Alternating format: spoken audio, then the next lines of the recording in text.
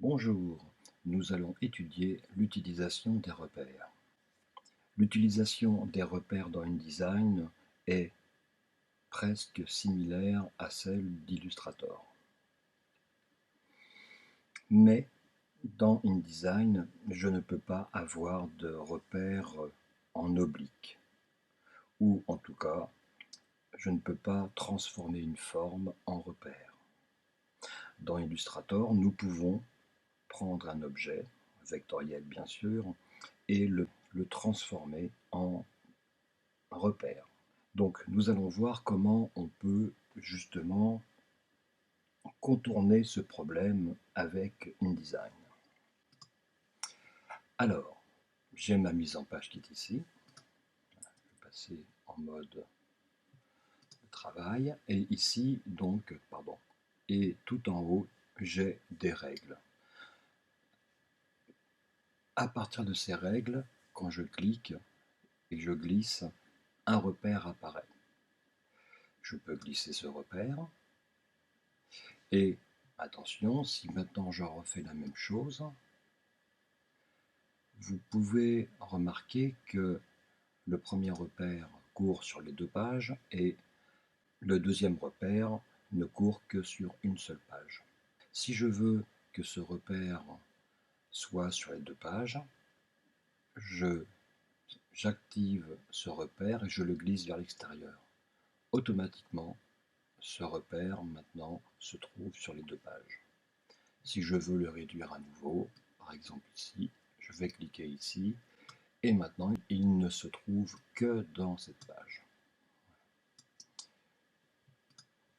Donc si je crée un repère, je peux cliquer et le supprimer. Je peux aussi le remonter comme dans Photoshop dans les règles.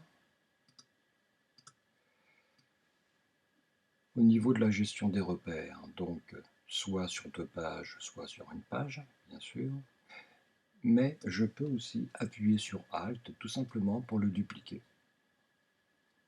C'est presque la même manipulation que dans Illustrator. Le seul problème, encore une fois, c'est que je ne peux pas pivoter ce repère. Si maintenant je vais dans le menu Page, je fais Créer des repères et une boîte de dialogue arrive. Là, je peux lui demander de supprimer les repères existants. Je peux maintenant lui dire 2 ou 3 rangées. Alors oui, effectivement, la page du milieu est une vraie page, donc c'est normal qu'il y ait des repères en plus. Voilà ici, et pourquoi pas en 2, 3, 4 ou 5 colonnes. Donc je peux très bien créer une grille de repères. Et petite chose, je peux demander à ce que les repères commencent soit au début de la marge, donc juste ici, ou soit au début de la page. Moi je prends toujours par rapport aux marges. Donc si je fais OK, maintenant j'ai ma grille de repères que je peux bien sûr manipuler très facilement.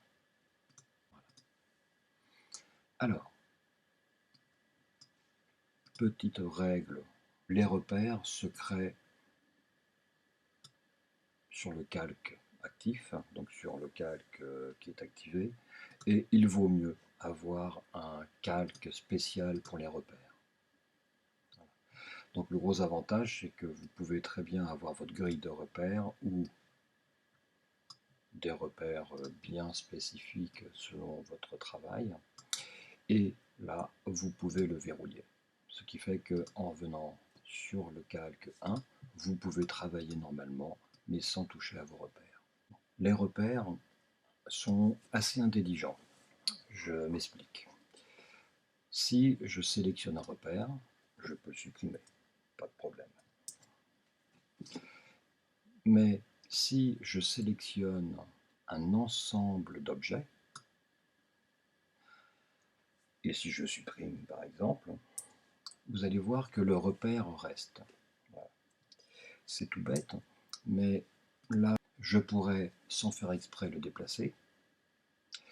Mais lorsque je sélectionne des objets, le repère n'est pas sélectionné. C'est pour ça que je dis que le repère est intelligent. Maintenant, nous allons voir comment utiliser des formes vectorielles en tant que repère. Alors, je pourrais rester dans InDesign, mais je vais aller dans Illustrator.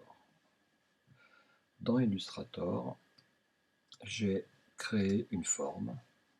Je n'ai pas calé Illustrator et c'est pas très grave. Voilà, j'ai une forme ici. Je vais la sélectionner.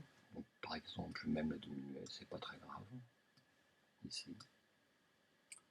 Et je vais la couper.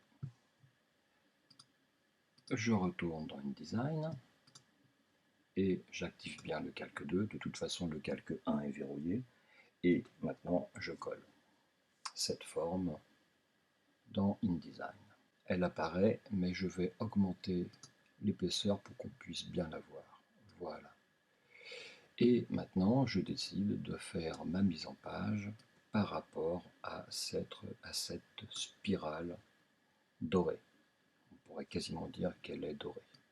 Dorée, c'est pas la couleur, c'est tout simplement le calcul, la proportion. Cela vient de la règle d'or. Par exemple, maintenant, j'ai ma spirale qui pourrait m'aider à construire mon document. Il n'y a pas d'outil spirale dans InDesign, donc je suis obligé de passer par Illustrator. Alors de toute façon, on peut copier de InDesign et coller vers Illustrator, mais aussi on peut copier d'Illustrator pour coller dans InDesign. Sans problème, puisque ce sont deux logiciels vectoriels. Donc ici, j'ai ma forme, donc je pourrais faire effectivement des placements d'objets par rapport à ce tracé. Ici, maintenant, je veux créer d'autres tracés. Je prends l'outil trait et avec Shift enfoncé, je vais pouvoir, pourquoi pas, créer un tracé ici et surtout des diagonales. Alors là, mes traits sont avec des flèches, c'est pas très important. Voilà, ici. Donc je peux créer des diagonales ici, sans aucun problème. Maintenant, j'ai des repères partout, c'est un peu embêtant. Et justement, le but de cette vidéo, c'est de montrer comment on fait pour ne plus voir ces repères lorsque je passe en mode aperçu d'impression. Parce que là, je vois bien mes repères. Eh bien, cela est très simple. Je vais double-cliquer sur ce calque et décocher imprimer le calque. Je fais OK. Et maintenant, je passe en aperçu ici. J'appelle ça aperçu d'impression. Voilà, donc un aperçu. Et maintenant, mes repères disparaissent. Si je repasse en mode de travail, mes repères réapparaissent. Et si je repasse en mode aperçu, mes repères disparaissent. Donc ces repères ne seront pas imprimés, ils seront juste visibles pour le travail. Bien sûr, vous pourrez à tout moment modifier ces repères.